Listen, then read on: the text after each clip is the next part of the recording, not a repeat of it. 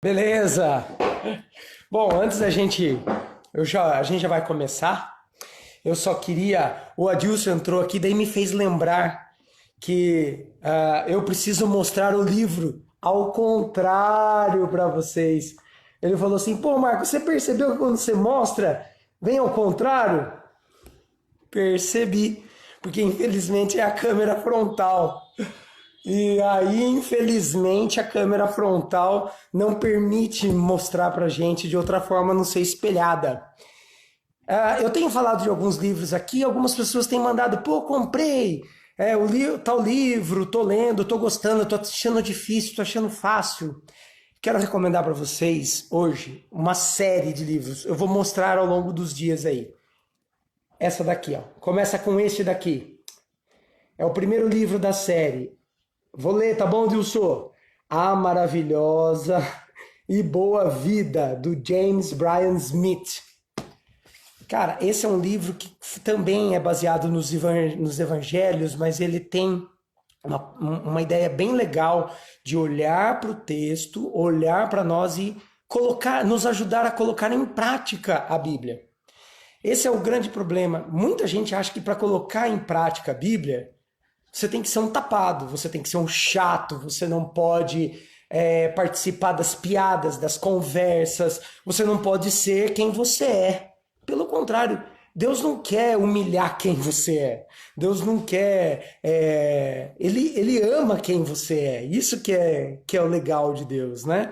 Nós temos a mania de desejar, ou melhor, de amar a mudança, aquela pessoa que muda e não a pessoa que precisa mudar. Consegue entender? Jesus não. Jesus me ama. Jesus ama você. Né? Deus deu-nos o mundo justamente por isso. Quando ele criou todas as coisas, seja lá qual for a forma que você entenda isso, né? Como cristão, eu entendo de um Deus criador. E quando ele criou o mundo e nos deu o mundo, foi exatamente assim, ó, como vocês são. Tá aqui, vocês precisam usufruir, mas vocês têm responsabilidades. É aí que a gente entrou no samba do crioulo doido, né? E o nosso texto de hoje tem muito a ver com isso. No entanto, se vocês conseguirem esse livro do James Bryan Smith, A Maravilhosa e Boa Vida, comprem e iniciem a leitura. Ao longo dos dias aí eu vou mostrar. É uma trilogia, claro, é uma trilogia. É muito legal esses 3 livrinhos. Cara, em mudando a história de hoje, nós estamos dando uma pincelada, assim, mais ou menos nos 4 evangelhos. Não vou ficar muito tempo aqui, senão nós teríamos material para uns 5 anos ou mais. Mas nós vamos olhar alguns textos. E eu peguei uma sequencinha meio lógica de João, Marcos e agora em Mateus. Nós vamos para Mateus 4, que faz uma ponte com o texto da semana passada. Mateus 4, versículos de 1 a 11. Diz assim, eu vou ler e vou dando uma pincelada com você. E o que eu quero, cara? Eu quero que você participe. Seria muito legal a sua pergunta, muito legal a sua visão, o que você entende do que está acontecendo, suas dúvidas. Nossa, Marcão, mas o que esse livro tem a ver comigo hoje? O que esse texto tem a ver comigo hoje? Seria muito legal se você dividisse isso aqui conosco, tá? Óbvio que agora a gente está postando tudo lá no Instagram, aqui no Instagram, então você pode colocar antes até. Mas aqui, inclusive se você quiser dividir a tela comigo, é só mandar aqui que eu abro o espaço para você falar, tá joia? Você pode abrir o coração aqui conosco. Então, Mateus 4, de 1 a 11, diz assim, ó. Lembra que Jesus foi batizado? Aqui em Mateus ele está contando exatamente essa história. E a sequência é: então Jesus foi levado pelo Espírito ao deserto para ser tentado pelo diabo. Deixa eu colocar uma coisa aqui. Por que pelo Espírito ele foi levado lá? Existem aquelas traduções, né? Ou melhor, aquelas interpretações. Porque Jesus é Deus e ele era algo espiritual que ia passar tal. Acontece que jejum, que é o que vai acontecer, olha o versículo 2. Depois de jejuar 40 dias e 40 noites, teve fome. Jejum é uma disciplina espiritual. Isso que a gente está fazendo aqui todo sábado não deixa de ser uma disciplina espiritual, onde nós regramos e entendemos que somos seres integrais, mente, corpo, espírito, né? Psique, cérebro, órgão, como eu gosto também de dizer, e nós então estamos condicionando nas disciplinas espirituais nossos desejos e nossos caminhos debaixo do desejo e do caminho do Senhor. Então é por isso que é o Espírito quem conduz Jesus. E mais, Jesus é o Deus homem. Ele só é Deus porque ele é puramente homem.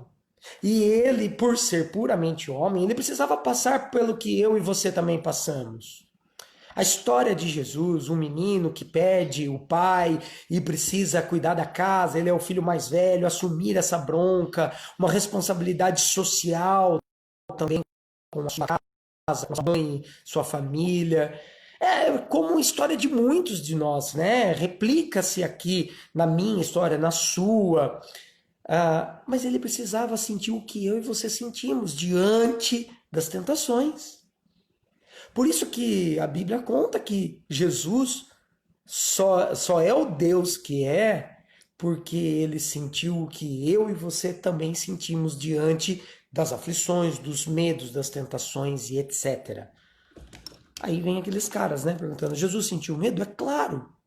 Jesus sentiu desejo? Olha, a Bíblia não conta pra gente tudo o que aconteceu com Jesus, mas se ele era puramente homem, ele sentiu desejo, sim. Ou dá desejo por um doce, o desejo por outra pessoa, ok? A gente não pode espiritualizar. Sentimentos faz parte de Deus. A gente tem que espiritualizar sim, nessa forma. E não do tipo, isso não faz parte de Deus. Isso é coisa do grego, que o corpo e o espírito não podem se misturar. Desencana disso. Olha para o texto e vê o que Jesus está falando conosco hoje. Depois de jejuar 40 dias e 40 noites, teve fome. Sempre que apresento alguns números na Bíblia, 40, por exemplo, eu falei isso na semana passada,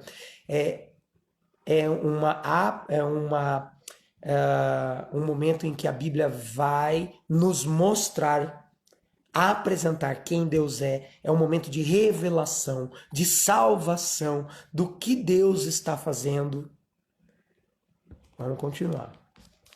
O tentador aproximou-se dele e disse: tentador, também adversário, Satã, se és o filho de Deus, manda que estas pedras se transformem em pães. Olha só a artimanha. O mal, o tentador, o pecado tem a capacidade de pegar a sua necessidade, a minha necessidade, a nossa necessidade e inverter os papéis. Persuadir a mim e a você a abrir mão das prioridades em função, entre aspas, de algumas necessidades. Passar fome aqui, dentro de um jejum, cara, quem já jejuou, quem faz jejum intermitente aí, sabe que isso é possível. Jejum em disciplina espiritual vai acontecer. E agora é hora de submeter a carne ao espírito.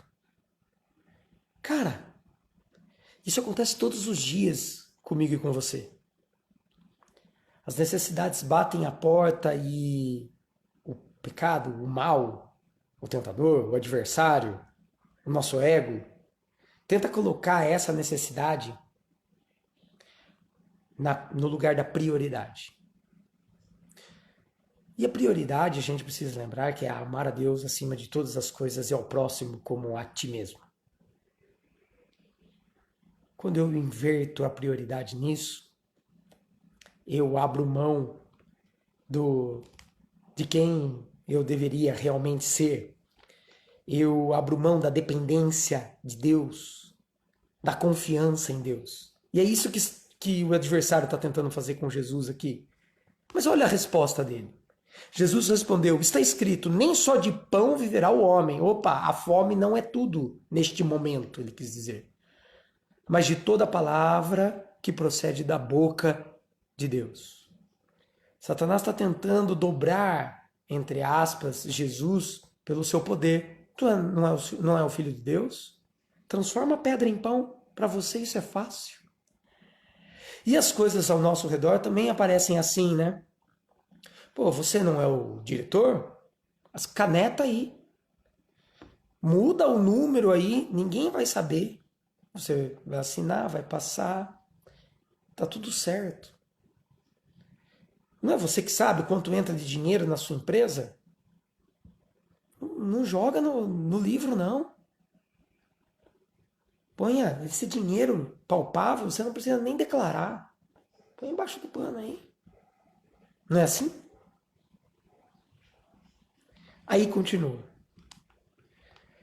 Então, o diabo levou a cidade santa, Jerusalém, o lugar onde Deus está, para o judeu.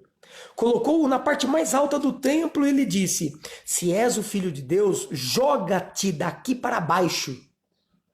Olha o que Satanás está fazendo. Cara, você não tem uma necessidade? Você não consegue sair dela? Se mate. Simples assim. Acaba com a vida. A vida não é nada. Cedo é tudo. Toma Sprite. Não, volta. Você entendeu a sutileza do negócio aqui? Então você não precisa comprar essa briga. Abre mão dela. Aí ele pega no pé de Jesus a continuação, porque daí ele pega a Bíblia. Já que Jesus respondeu com a Bíblia, ele também vai atrás. Porque Satanás sabe a Bíblia, viu, galera? Pois está escrito: ele dará ordens a seus anjos a seu respeito, e com as mãos eles o segurarão para que você não tropece em alguma pedra. Jesus lhe respondeu: também está escrito, não põe à prova o Senhor, o seu Deus. O que Satanás está tentando fazer aqui é um jogo de status. Cara, você tem status. Você consegue aí com a sua posição, qualquer coisinha que você pense em fazer, diga que quer fazer, cara, a sua fama faz com que, né, as coisas aconteçam. A sua posição faz com que as coisas aconteçam. Os anjos vão te segurar. Então, Satanás está lidando com o poder, está lidando com o status, porque diante da necessidade, o que ele quer fazer é transformar isso na sua prioridade. E isso vai te dar. Você tem esse status. Abuse desse status, abuse desse poder, Jesus. Abuse do seu poder, Marco. Abuse do seu status. Só você falar que as coisas vão acontecer, pensa, vai lá, influencia, fala para o outro, ele vai cair na sua, vai dar tudo certo. Olha, inclusive você tem um diploma para isso, Marcão, você é reverendo. As pessoas gostam de dizer isso. E a resposta de Jesus é: não ponha à prova o Senhor seu Deus. Ele está falando assim, cara, Deus é o Deus da vida. É o Deus do completo, da alma, do corpo. Eu não vou abrir mão do corpo pela necessidade. Eu não vou abrir mão da alma pela necessidade. Eu não preciso disso. Eu preciso de Deus. Eu preciso da confiança em Deus. Eu preciso amá-lo de com tudo o que eu sou. Olha aí, naquele ponto que a gente começou o papo. Eu preciso amá-lo com tudo o que eu sou.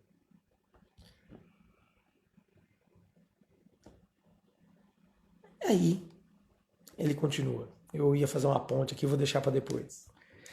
Depois o diabo o levou a um monte muito alto e mostrou-lhe todos os reinos do mundo e o seu esplendor. Ele disse: tudo isso te darei se te prostrares e me adorares. Pô, quem não quer ter?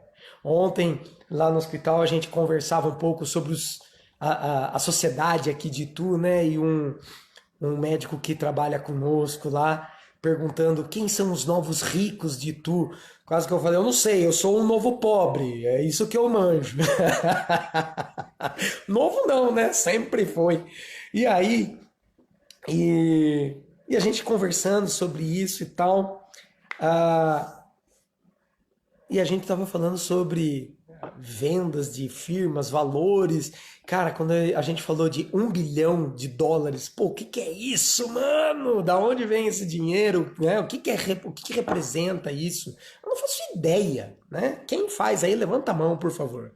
E aí, então, quem não gostaria de receber uma proposta dessa, né? Te dou US$ 1 bilhão. Só basta você me adorar. Ó, parece simples, parece pouco, mas vale a pena você ser escravo do outro por conta da riqueza?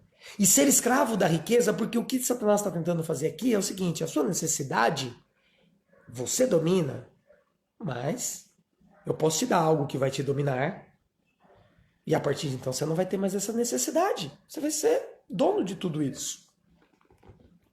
Jesus lhe disse: retire-se, Satanás, pois está escrito: adore o Senhor, o seu Deus, e só a ele preste culto.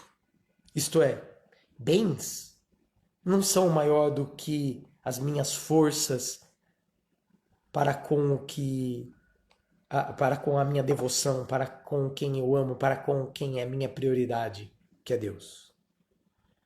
Resultado disso? Então o diabo deixou e anjos vieram e o serviram. Termina como o texto da semana passada. É interessante aqui, porque o texto está mostrando para a gente que nós somos desafiados todos os dias diante da nossa necessidade, que nem sempre é a maior necessidade, nem sempre é a prioridade. É uma necessidade, mas não é a prioridade.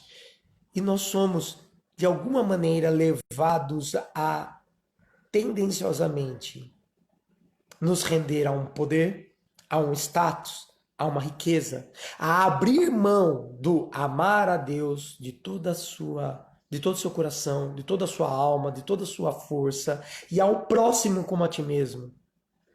Nós somos tentados todos os dias por coisas pequenininhas assim, ó.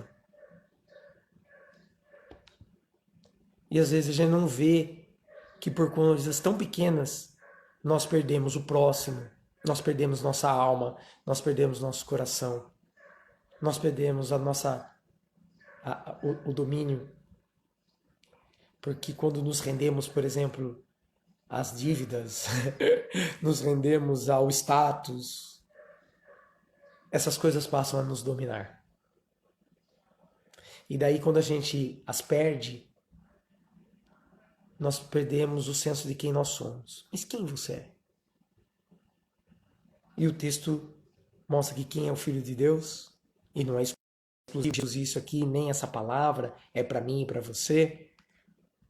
Entende-se filho de Deus, não porque pode provar a Deus, não porque pode ter poder, status, riqueza, mas porque é amado por Ele como nós somos.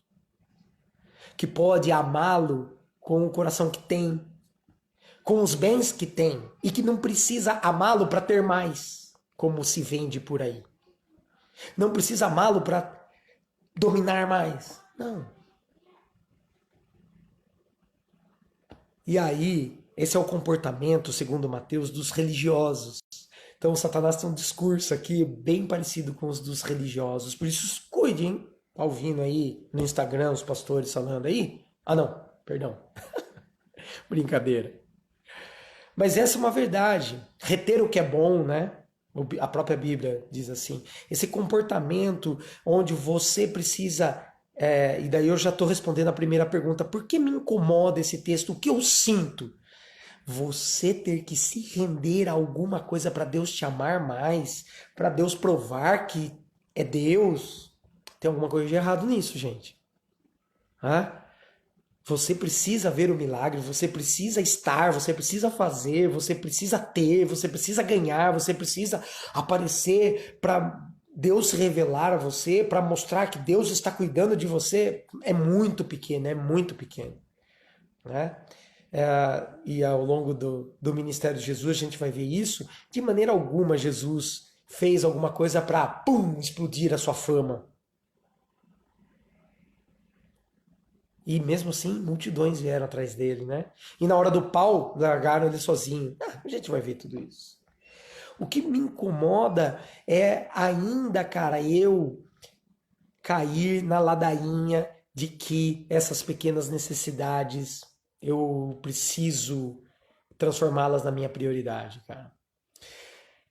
Ainda, e eu tô falando de mim sempre, mas eu quero ouvir de você, né? E quero que você repense nisso também.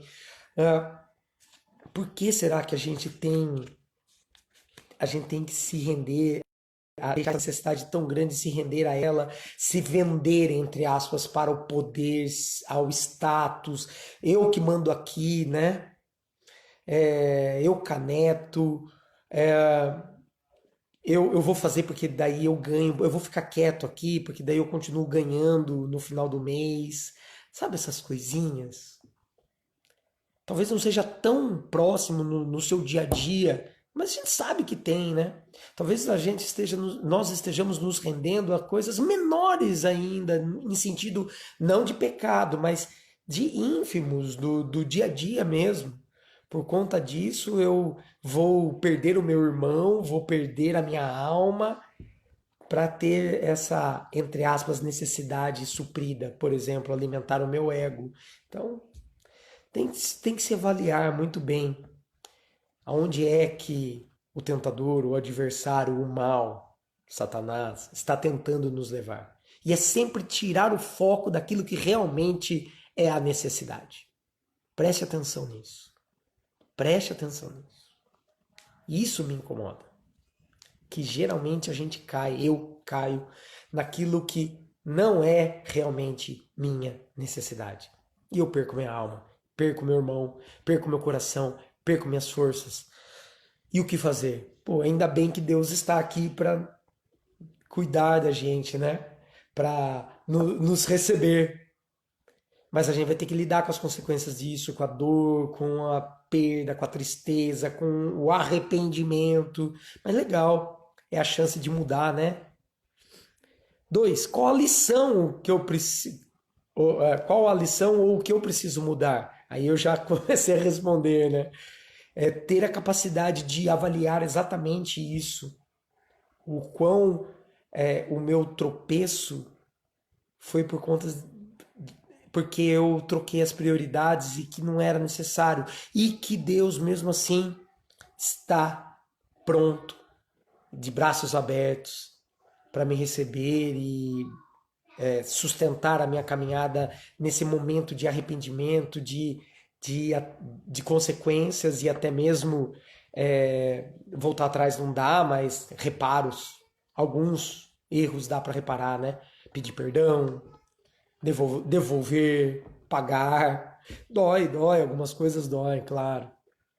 Mas é o que precisa ser feito para corrigir a rota do meu coração e me trazer paz. E me trazer paz. Não trazer o céu. Né? O céu é uma questão da cruz, da salvação de Cristo Jesus. Ele é meu Senhor e Salvador. Né? Paz. Testemunho, as pessoas verem a paz em mim. Isso é melhor. É melhor. Melhor do que ver a sua assinatura no papel e ele tá lá porque ele tá quieto, não fala nada, não enfrenta nada, porque ele não quer perder isso aqui. É pequeno demais. Mas acontece, eu sei. Aí alguém vai falar assim: mas daí tá na berlinda o sustento, a minha casa, o status. E aí são as consequências que a gente tem que lidar, né? E também o que a gente quer lidar, né? Que maneira alguma que o texto está falando que a gente não pode lidar com isso. Pelo contrário, está dizendo que a gente precisa avaliar e para seguir a Jesus, o homem perfeito, o único que amou a Deus com toda a sua força, com todo o seu coração, com todo a sua alma e ao próximo como a si mesmo, ele é o exemplo, então a gente precisa aprender a seguir com ele. É isso. O que precisa acontecer daqui em diante? Eu preciso confiar mais no que Deus está fazendo. Eu preciso confiar que isso que está acontecendo hoje na minha vida isso que está acontecendo hoje conosco faz parte de um propósito maior de Deus para mim, para você, para nós. Segundo, eu preciso amar a minha vida, eu preciso amar a mim, claro, amar o que está acontecendo comigo. Eu preciso amar a doença, eu preciso amar as coisas ruins, a pandemia. Não, não é isso. Eu preciso olhar para essas coisas que precisam ser mudadas e agir em favor da vida. Ok? Porque também olhar para a pandemia e não fazer a nossa parte não quer dizer nada. Eu posso cornetar, falar que ninguém está usando máscara, que é preferível usar cueca na cara, porque segundo algumas pesquisas a máscara de pano não serve de nada, só come marmelada. Então assim, eu preciso, ao invés de ficar postando, falando, causando a polêmica aí em si, né? Eu preciso fazer algo que Jesus Cristo seja, então, de alguma maneira reconhecido, exaltado, e a vida seja preservada. Não só a minha, não só a minha, a nossa. E também não colocar de maneira alguma que minha prioridade sejam as riquezas, o bem, o material, no sentido de que eu posso ter um conforto, eu posso ter algo a mais, eu posso ter uma tranquilidade para os meus filhos, para o final do mês, mas por dentro, sem paz, sem a possibilidade de sentar e dizer assim, pô, foi com suor, foi difícil, mas Deus me sustentou e me trouxe até aqui. É preferível. É preferível do que sentar com meu filho e falar assim, então, filho, eu fiz um conchavo e aí um amigo me botou lá por conchavo, daí eu pagava uma parte para ele e assim foi, e a gente tá aqui, né? Que é mais ou menos isso que acontece no nosso mundo aí, né? Principalmente político, religioso também, e assim vai, né? Infelizmente, os homens se perderam nessa caminhada. O que o texto está pedindo para mim e para você é isso. Olhar para o exemplo de Jesus e entender que nós somos convidados a olhar as nossas necessidades e não permitir que elas sejam motivo dos nossos erros, motivo do nosso pecado, motivo da perda da nossa alma, da nossa força, do nosso coração e do nosso irmão. É isso. E aí? Como temos lidado com as necessidades na nossa caminhada? Como nós temos visto o que tem acontecido ao nosso redor, aquilo que tem nos confrontado, que muitas vezes que nos tira da zona de conforto? Como que você tem lidado com isso? Como que você vai lidar daqui para frente? O mais legal desse texto é que por detrás disso está dizendo assim, que Jesus só estava, entre aspas, nesse momento pronto para passar por tudo isso, porque ele foi jejuar e orar. Ele foi meditar, ele foi ter um tempo com Deus e consigo. E é isso que eu e você estamos fazendo nesse momento aqui. Começamos bem a tarde, então. O que precisa acontecer daqui em diante? Fazer disso mais vezes, né? Não que precisa ser aqui no Instagram, não. Você aí, com a sua Bíblia, com a sua leitura, com a sua meditação, com o seu cônjuge, com quem está aí ao seu redor, sua família, trocar algumas ideias, com o seu amigo de trabalho, por WhatsApp, comigo, conosco aqui, no próximo sábado, assim por diante. É isso que a gente precisa olhar, o que está por detrás. O jejum e a oração está por detrás exatamente isso. A meditação, o encontro com a palavra, a reflexão, a espiritualidade hoje. somos convidados a isso. Ok? Esse era o texto. Estou esperando aí você mandar a sua reverberação, a sua conversa, o seu entendimento, o seu questionamento, a sua concordância ou não. Fique à vontade. Tô aqui, ó. Foram 30 minutos. Ótimo. Se você tem aí alguma pergunta, alguma opinião, coloca. Se não, manda um joinha e a gente vai dar aí os passos para encerrarmos este momento. O que vocês mandam? Qual é a boa para hoje? E aí? Zé Dilson trabalhou hoje então, menino? Como voltou hoje de manhã, a academia abriu? Isso é bom, hein, menino? Que mais aí, gente? Que vocês têm para compartilhar conosco aqui? Só coraçãozinho. Então manda um joinha, manda um coração. Se você quer que a gente mantenha aí as orações pela sua caminhada, pela sua vida, pela sua família. Se você tem algum pedido de oração, se você quer conversar um pouquinho mais sobre outras coisas, fique à vontade. Se você recebe o nosso texto pelo WhatsApp, se você comprar o livrinho, ao contrário de novo aí, ó. Se você comprar o livrinho, quiser bater um papo, estamos abertos, tá bom? Os outros aí, o do Tim Keller, do Peter Descazeiro, eu tive pessoas que mandaram, Marcão, tô lendo, mandava trecho do livro, tal, a gente trocava uma ideia. Tô aqui para isso, gente.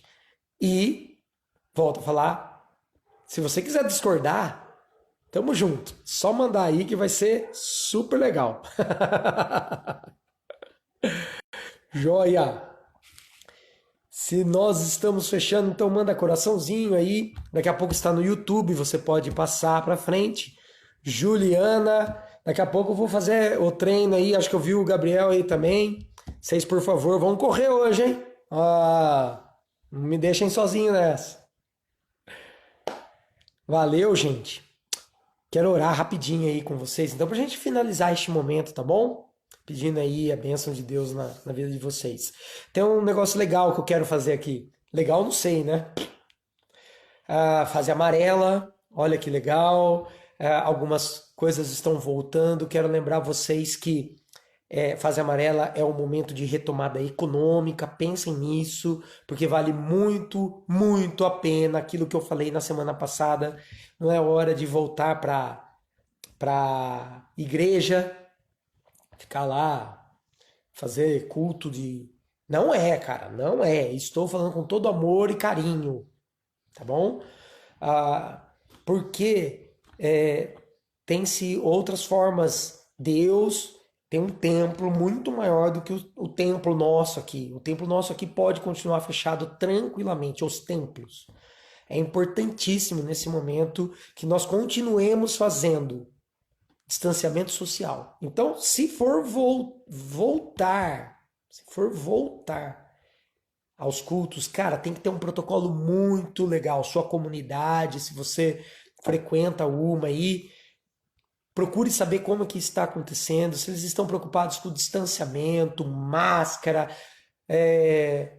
higienização, tudo isso precisa acontecer. Nós, na clínica, eu tenho trabalhado reduzido, com menos gente possível lá, porque isso é importante. Tem gente jurando que é só ter 30% da capacidade e tá tudo certo. Não é isso. É importante, e eu sei, a gente precisa dessa retomada. Então, sigam os protocolos bonitinhos. Se você é responsável por seu trabalho, a comunidade e tal, comunique isso para as pessoas, elas vão se sentir seguras. Olha, você pode vir, aqui vai acontecer dessa forma, as pessoas estão em horário reduzido, agendado, blá, blá, blá. É importantíssimo. Estou falando como cliente, como pastor de comunidades aí, de comunidade, na verdade. Tá? A Sônia mandou aqui que concorda com tudo que foi colocado e reconhece que vivemos numa luta constante para não errarmos. E se errar também, a gente tem, graças a Deus, um Deus constante de amor, né? Então vamos orar. Deus, muito obrigado, Senhor, por mais este momento. E eu quero agradecer porque nós já estamos aí na nossa caminhada, o Senhor tem conduzido e nós estamos vislumbrando aí, ó Deus, melhoras sociais, econômicas. Pedimos que o Senhor dê sabedoria aos nossos governantes, líderes, aos empresários, aos líderes comunitários, para que nesse momento a retomada econômica, a retomada da vida comunitária seja de maneira segura, dentro daquilo, Deus, que possa abençoar as pessoas e, como disse anteriormente, louvar a vida que o Senhor nos deu. Então, em nome de Jesus, que o Senhor nos possibilite isso. Abençoa a vida de cada um dos meus amigos, irmãos que aqui estão. Abençoa a casa deles, que nada lhes falte, que nenhuma necessidade, ó Deus, na vida deles seja maior do que o amor por ti e pelo próximo. E também nos ajude, ó Deus, a olhar as necessidades do outro e não só respeitá-las, mas ajudá-los a se cuidarem, a serem supridos, a serem abençoados também. É para isso que o Senhor nos chamou. Então, cuida de nós dessa maneira, nos dá essa possibilidade. Em nome de Jesus que oramos. Amém. Valeu, galera. Foi bom estar aí com vocês. Que bom que vocês ficaram aí até o final. Semana que vem tem mais. Um grande abraço e até a próxima. Falou, daqui a pouco tá no YouTube. Até, galera.